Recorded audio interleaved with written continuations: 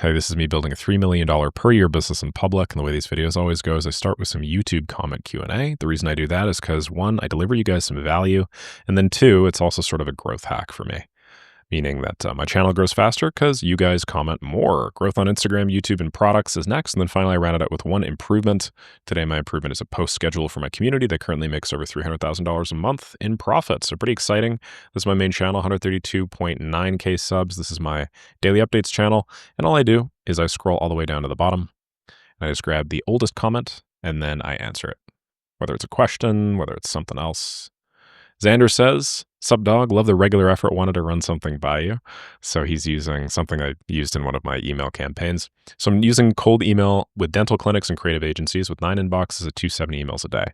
The reply rate is shit 2% and little to no positive reply. I've been copywriting for 1.5 years now. Copy-wise, everything's as solid as it can be. Offer guarantee value, free leads, etc. Don't really know why this is happening. So what do you say? Should I ramp up to like 15 inboxes doing 500 emails a day or something else? I know it's hard to understand via YouTube comment. What would really appreciate if you could help. Thanks for the content, Nick. Yeah, no problem. Listen, man, I mean, like, first of all, you say I've been copywriting for 1.5 years now, meaning copy-wise, everything is solid. 1.5 years is very little in the grand scheme of things, right? Like, I've probably been doing copywriting for 10 years now, and I'd consider myself pretty good at it, but I wouldn't consider myself the best in the world or anything. So you're saying that everything's as solid as it can be.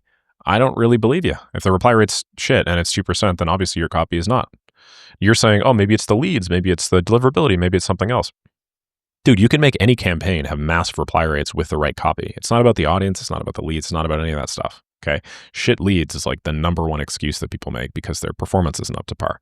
So I don't mean this just to put you on the spot and tell you that you suck or anything, but the copy is not as solid as it could be. Copy is by definition not as solid as it can be if your reply rate is 2%. Also, a couple of other loaded assumptions here, that reply rate is shit at 2%. I've scaled many email campaigns at 2% reply rate. These are usually higher average order value email campaigns, or they're email campaigns to people that are a little bit more enterprise where reply rates just tend to be lower.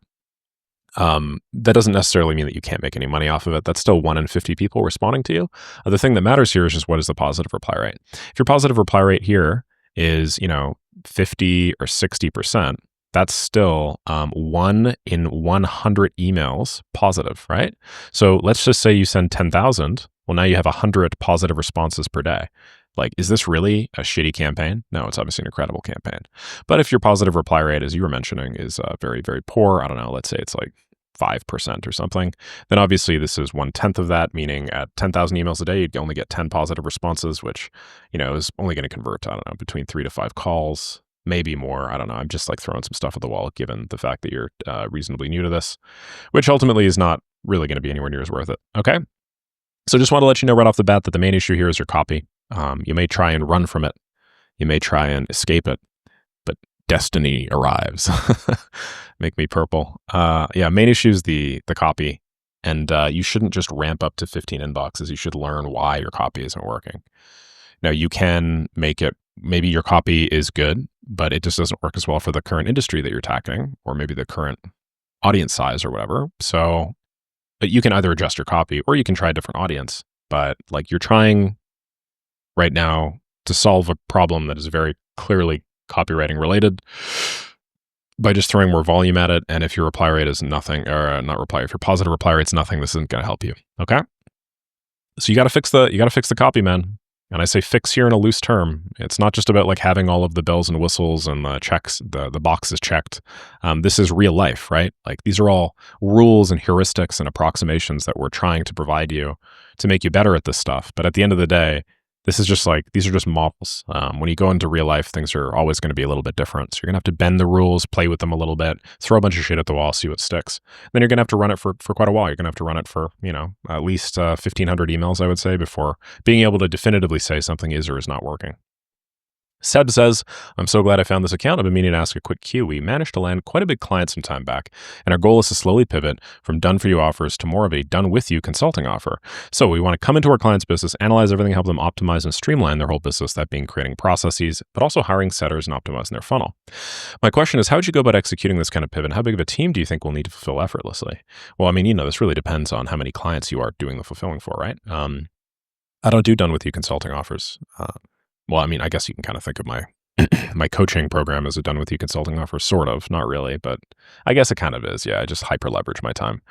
But like I treat agency services and fulfillment as like very different from this coaching stuff. And like if I'm doing agency services, man, like I'm always going to do done for you offers. That's the whole idea. So I'm not a done with you offer pro or anything. I don't like come into people's businesses and then also have them do work alongside me. I mean, well, maybe I guess I do now that I think about it, especially for like the larger partnership deals that I do. Okay, maybe let me dial that back a bit. I think my issue here is just the terminology you're using, this DFY, DWY, stuff like that. Like, I don't really think you can very cleanly break it down like a lot of people try to do here. And I guarantee you're from the info product space if you're talking in this way. Okay, so hiring setters and optimizing their funnel. My question is, how'd you go about executing this pivot? How big of a team do you think we'll need to fulfill effortlessly? So this pivot here is basically just going from a builder into basically like a fractional exec, if you think about it. What I mean by this, I mean, you're going from building the stuff and then giving it to them to actually having some sort of ongoing management, and I imagine training and then optimization and streamlining. So this is a much broader scope, right? Like if before your scope was over here, now your scope is over here. And because it's so much bigger, there's obviously a lot more that goes into it. So how would I hire a team to do this? I usually just do things on my own. But how would I hire a team to do this? Well, I would leave, depending on the size of the deal, I would probably leave the comms to myself. So I would do the account management myself until I hit like $100,000 a month with this done with you consulting offer. I would explicitly define a roadmap or a transformation roadmap in something like Whimsical or Lucid Chart or something, some step-by-step series of things that you do. Productize it so that you have this massive bullet point style list of just like, here are all of the things that we're going to do. Once you have this big productized list, it'll be very simple and easy for you to see, okay, these tasks you can group, these tasks you can group, these tasks you can group. And then you can find a role that effectively encapsulates the group tasks and then hire them. So you're going to need somebody to do account management, which is basically like customer success, whatever the hell you want to call it. You need somebody to like check in on the person, make sure that they're doing their end of the stuff okay. Because clients are usually the bottleneck with any sort of done with you offer. Then you need people to sort of do the operation side of things. So hiring the setters, optimizing funnels, and so on and so forth. Depending on the work that you want to do, like hiring setters, sort of like a different skill set than optimizing a funnel. So depending on exactly how you want to break down that productized list of steps that I mentioned to you earlier, it's going to depend on that. And then how big of a team do you think we'll need to fulfill effortlessly? I mean, just based off what you're telling me, like you be the account manager, or maybe, you or the other person, the team member is the account manager. So you do the comms with the client. Then you have like an ops person, or maybe you're the account manager, your partner. It sounds like you have a partner. You say we is your ops guy. And then you have some sort of builder who helps do the building. That's a team of 3. You could easily scale to $100,000 with an offer like this for a team of 3, assuming that you're working probably in like the info product space. I mean, you mentioned DFY, DWY. I'm just throwing shit at the wall here, but I bet you're an info product guy. Okay. 3 people, $100,000 a month, easy money. Okay, Nick, assuming I'm offloading subscription costs to the client, at what point do you mention this in the sales call and process? How do you set up the client's API keys, webhooks, etc.? One last cheeky cue. If I'm building an automated cold outreach system for a client using Instantly, do you get them to go through the whole process of buying domains and waiting out the whole 21 to 30-day warm-up process, or is there a more efficient route? Yeah, for sure. No problem, man. Sauce God. Let me give you some sauce. So at what point do I mention this in the sales call? I'm pretty upfront with it. I mentioned it during the sales call. I mentioned it in the proposal that I send over. In terms of setting up the client's API keys and webhooks, I just say like, hey, on the kickoff call, we'll get you signed up to everything. I'll actually guide you through the setup and sign up process step by step. And by the end of the call, I'm going to have everything that I need, including like account access to all these platforms. So I never have to ask you for any of this stuff again. And then I can just proceed forward and deliver a really high quality project. I'm doing this and I like front loading this because in my experience, this is just the biggest bottleneck in successfully managing an automation project. So you're hiring me for a reason. That's to free up your time, give you some peace of mind. That's what I want to do. Let's sort it out. It'll take us 20 minutes, no problem. And then people are like, okay, that sounds great. Let's do it. So you just do all that stuff on the kickoff call. In terms of process of buying domains, waiting out the whole 21 and 30-day warm process, no, definitely not. I don't actually do this myself anymore. What I do is I do pre-warm domains. with Instantly, Zapmail, Puzzle Inboxes, a bunch of providers. And they actually just give you like emails that have been warmed up out of the box on domains that are pretty general. So you can kind of like weave it into your offer. Like I got one that I think was called Send Click, and it's like, well, my company's name is Left Click. So it's like, all right, and there's some association there. And then I just start sending immediately. So money changes hands or whatever. Literally, the second that happens, you go and procure like 20 domains for them. You pay a premium for these domains, of course, but the second that this happens, you go and you procure 20 domains for them. Maybe not the second money changes hands, but the second that like you get them on a kickoff call or whatever, which maybe is within 24 hours, you buy all the domains and you actually start sending that day. Because by sending that day, you don't have to wait 21 or 30 days. You could actually literally like kick off in the morning, start sending a bunch of emails, and by the evening have like 10 leads for them. It depends on your level of copywriting. Do I think that Xander down here is going to get it with the 2% reply rate, no positive reply rate? No. But if you duplicate one of my campaigns and take a similar approach, you could probably actually get some leads in the first like few hours. And then by the end of the day, think about it from the client perspective. Just paid you money. We kick off within, 24 hours. And then by the end of that kickoff day, I'm already generating you like 5 to 10 leads. Like think about that from the client perspective. It's like a godsend. It's like, holy shit, who is this person? How can I pay them more money? Most clients get like 3 leads a month. You're going to get them like 10 leads in their first day. Depends on volumes, depends on your ability to do this. There's a lot of variables here, but that's how I do it. Okay, Matrix Mirror AI, thank you. Hey man, says Nateem. Do you ever use Excalidraw with clients that get in your videos? Yeah, all the time. I know you showed using a basic tablet. What's the setup real quick? It's a basic tablet via USB-C, XP pen, and then I just have some drawing or visualization platform like this, and then I just do the drawing. So this one is called LucidSpark. I'm changing from Excalidraw to this specifically because just so many other creators are using Excalidraw because I popularized it with my daily 45 freaking days of Excalidraw videos, basically, each of them being an hour. Like, it's really interesting. I published so much so quickly. There was actually like a noticeable uptick on like the total volume of minutes of content posted in the AI automation space. Like there's a graph before and there's like a little graph after, and that little bump is just me, which is so funny. So it's not surprising that, obviously I've swooped up the lion's share of the people, new entrants to the industry. But yeah, so all all that my tablet does is just a mouse. See this? This thing right over here, this is just like another little version of a mouse. It's just, instead of it being like a mouse, it's just a pen. And so I just put it on my thing and then my mouse moves around like this. So this is actually me doing the drawing. And that's why, I can write so coolly like this, because it's just a mouse, right? Hello. What do you guys think of my handwriting? Okay. I'll leave it there for now. Thank you so much, B3 Anna. I appreciate it. Oops, it's me again. You're back for more. Thank you. What value could I give you that would get me a lifetime subscription to Maker School? I know I'm skipping a question here, but I was just about to sign off. Well, not sign off, but do my growth stats. But I'm curious, what value could you give me that would want me to give you a free lifetime subscription to Maker School? Let's assume Maker School survives for the next 3 years. Okay. Now I'm being conservative of this. I don't know how long Maker School is going to survive, but let's say it survives for the next 3 years. Mathematically speaking, my current rate is 184, I think. So assuming that, let's say at the 36th month, my monthly rate is like 368. If I take these two numbers and I just average them, that's 184 plus 368 divided by 2, 276. So $276, and let's say, I've gotten 3,000 members in a year. Let's say over the course of the next year, I get another 3 years. I don't know. I mean, I'm kind of like peaking right now. I'm slowing down, as I mentioned to you guys. So I don't actually know what's reasonable here. But, sorry, 276 times 36, right,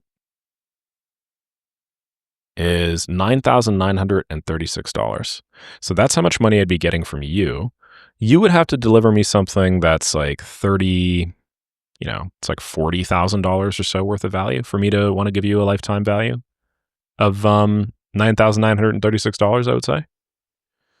So what can you deliver me that would give me $40,000? Well, that may sound like a lot of money, but it's actually not. If you think about it, my funnel now does over 350 grand a month. So $40,000 is just 11% of 1 month for me.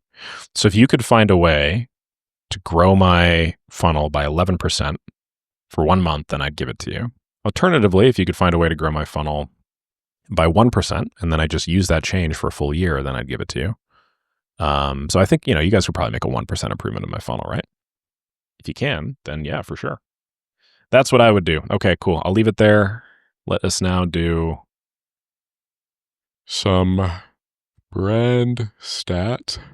Why am I yawning so much? That's so unprofessional. 132,957 on my main channel here. So this is my main channel, up by about 1,000. What's my Instagram? I use a service called Blast Up for this. It's kind of temperamental sometimes. Okay, here we go. 2,000 new Instagram followers. Or frankly, we're growing faster on Instagram again than everything else, which is not surprising given how well it's being managed.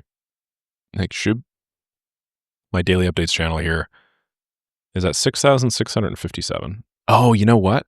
I know why I'm tired, because I'm tapering down my caffeine. Right, that makes sense. Yes. Just wondering why everything was just a little bit slower for me today and why I'm just dumber. Yeah, I'll run you guys through what I'm doing here in a moment, but let's just really quickly chat my numbers. So this looks pretty stable. I mean, to be honest, they all look pretty stable. What I thought I would have seen is I thought I would have seen a growth uptick because of posting N8N videos consistently. Damn, that AI generated thing of me is actually pretty good. Crazy. I'm not really seeing an uptick, which is unfortunate. So, we posted this massive N8N masterclass when? June the 9th, right? That's 4 days ago. And what happened 4 days ago? Basically nothing. We did have a little bump of 500 extra subs here, but basically nothing. In the grand scheme of things, how much time and effort was that for the subscriber boost that we got? 357. Now, what happened with the other one? Well, actually, why even postulate? We can actually go see what happened with the other one. I think it's now tapering down. But check this out. What happened with the other one was, you see how it went kind of like this, but then just kind of like flat, I guess. Not flat, but straight. It's like a straight line path. This is published, 2 months ago now? Just do last 28 days. It's not like flat. I mean, like if you just average it out, it would look like this, right? So you could say that it's going down a bit. I don't think so. Maybe over the 7 days. No, 7 days, basically the exact same thing. So the slope of this other masterclass video that we did, basically the same, right? So big bump and then just, right? I mean, like, yeah, it's obviously gone down a bit. I don't know how much, but probably like a 1% slope decrease or something since that period tapered off. So if we look at this, let's see, are we following the same sort of idea here? It's been 4 days. We have the initial boost, and then what's happening? I personally see this line as like tapering off quite a bit. I don't know if this is true. Maybe the algo will pick it up, and then we'll just go like this or something, but I don't know. So anyway, I just say all this to analyze, like I'm not seeing a direct correlation between the input that I provided on the 9th and then my subscriber count, and we're at like a week out almost, well, 5 days out or something. So this might just be me classically making an error where the input lag is too big and I'm just not like understanding it correctly. If you scroll back here, let's just remove all filters. I had some pretty big days here, right? Check this out. It's grown by about 2,500 subs a day for a little bit. Like a lot of people look at this and be like, oh, what were you doing around this period? That's crazy. The right question to ask is not what were you doing around this period. The right question to ask is like, hey, what were you doing at this period? Because this period is what leads to this period. You know what I mean? So it's like all the work that you do here, there's a little bit of a lag, which I don't know, maybe it's a week or two. And then it accumulates and eventually you overcome some plateau. And then that's where you see the benefits. So maybe the work from here, I'll see like over here. Who knows? I don't know. Just trying to cope. No, I'm not trying to cope. I'm just trying to, think, I guess. and not fall prey to the same biases that I shit on people all over Maker School for falling prey to. Anyway, so that's that. Let's now do one improvement. So my major improvement here was create a community exclusive calendar for Maker School Make Money with Make, because I've gotten off of it.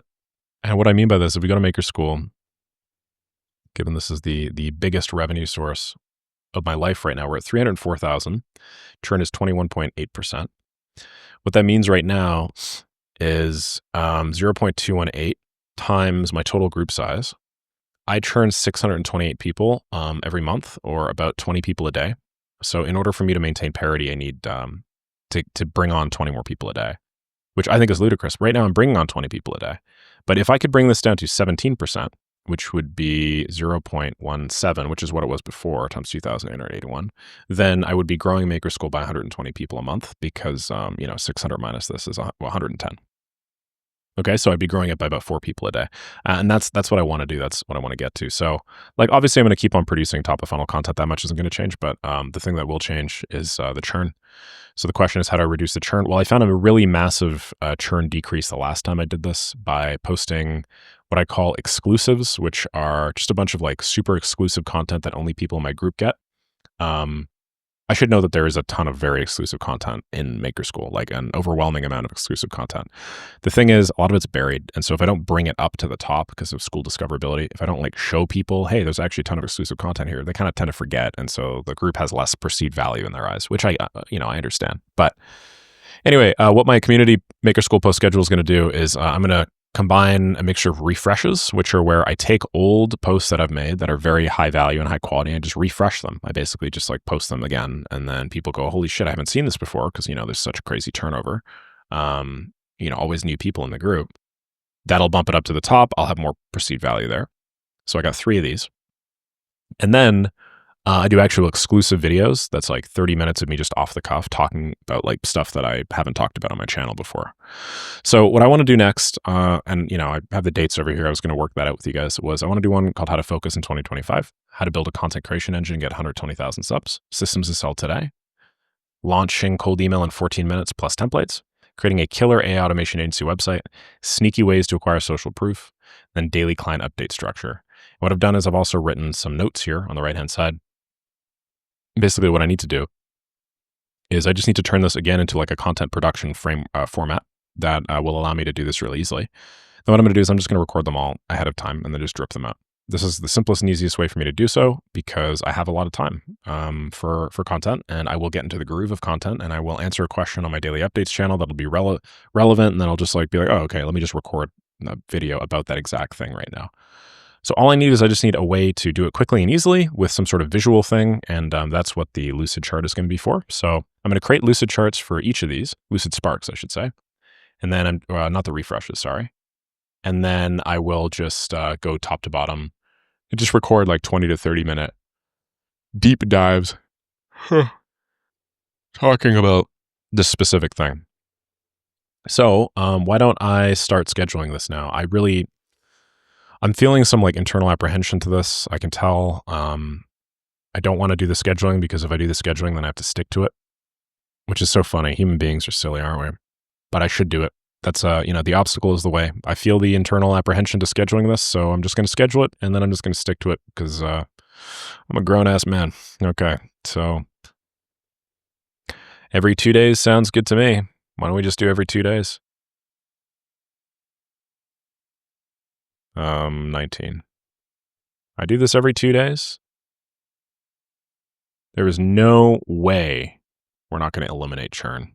Wait, sorry, what happened? 13, 15, 17, 19, 21. I have no idea what happened here. Let's just extend this. This will take me all the way into July. So here is what I'm going for. Between now and July 1st, I'm going to try and decrease churn. Do I have a goal? I mean, I'd like to go down to 17%. Do I think I can do it before July, whatever? No. I don't think that's reasonable. I think I'll have to keep this up for a little bit longer to undo all the shittiness that I've done to myself here. But do I think this is doable? Yes. Do I think that I'm the right person to do it? Yes. Do I think that I need something like this? Yes. I chatted this over with a few friends of mine. One of them, he will not be named, said, how many improvements have you made to the product in the last month? And I said, I don't know, like 2. And he's like, why didn't you make 30 improvements to the product in the last month? 30 once a day. And I was like, right, that's a good idea. So I'm gonna do it. And I'm also going to finally get to re-recording that first month of Maker School now that I got my good studio. Now that I got internet and I got everything. Okay, the last thing, I'm just going to sign off. The reason why I'm tired is tapering down the caffeine. I looked at the amount of coffee or caffeine that I was drinking. That's crazy, man. I'm drinking like 300 milligrams a day. It's quite frankly unbelievable. I'm not here to knock anybody's lifestyle choices, but like over the course of the last couple months, I have just been propping myself up off of exogenous stimulants. I don't think that's healthy long term. People talk about how like, oh, coffee's not that bad for you and like caffeine's fine. We've done tons of studies on it. I don't believe in the idea that there are free lunches in life. I think that there's always some sort of downside risk discovered eventually. Anecdotally, my mood is a little bit more all over the place when I'm not super mega caffeinated. When I am super mega caffeinated. So whether it's like a life longevity thing or it's just like you're making trade-offs sort of thing, I don't know. But as much as I love coffee, I'm going to cut that down. So today, instead of having 2 coffees, I had a coffee and a tea. It's probably like 1.2 instead of 2 times a cup. So I probably had like 200 milligrams. That's a pretty big jump. What I'm going to do next is I'm just going to taper down like slightly. So it's not like this big of a jump. I'm going to pour 2 cups of coffee and then the next day I'll do 2, but then I'll like take 3 tablespoons out of my second cup or some shit like that. Then I'll just taper my way down so that I'm not like completely and utterly trashed because I obviously do have daily obligations and I don't want that to get in the way. But yeah, I'm looking forward to better sleep. I've noticed that when I don't drink coffee, I typically get 30 to 45 minutes a night of additional sleep, which is very significant. So whether my caffeine processing or metabolism is a little bit off, I don't know. But I'm going to try that. And then, yeah, I think I'm just going to try focusing more on like lifestyle than exogenous stimulants because caffeine's awesome and all, but yeah, I don't think I necessarily need it per se. Okay, so just wanted to fill you all in. Be curious to hear your guys' thoughts there. If you guys have any questions that I didn't answer, just drop them down below and I will get to them on the next daily update. Thank you as always for watching and I'll see y'all tomorrow.